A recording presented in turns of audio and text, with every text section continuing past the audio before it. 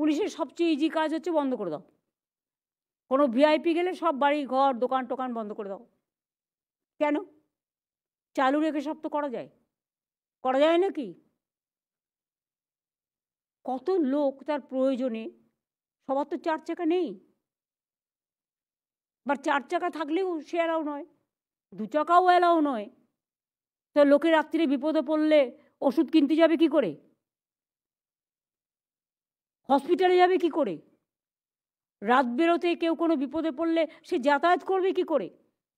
2-1টা লোকের জন্য সমগ্র সমাজ তো দায়ী নয়। মা আচার্য জগদীশচন্দ্র বসু রোড, এগুলো আমরা 40 কিলোমিটার স্পিড করে দিয়েছি সন্ধ্যে 7টা থেকে। তাহলে ভদ্রভাবে সবাই যাতায়াত করবে। আর যেসব জায়গাগুলো ফাঁক রয়ে গেছে এখনো, সেই ফাঁকগুলোকে বন্ধ করতে হবে। ববি নেই, চলে গেছে, বাট আরবান ডিপার্টমেন্টের বিনোদ আছে এখানে নিশ্চয়ই। गुलाम आसी मैम। কে আছে? गुलाम अली मैम।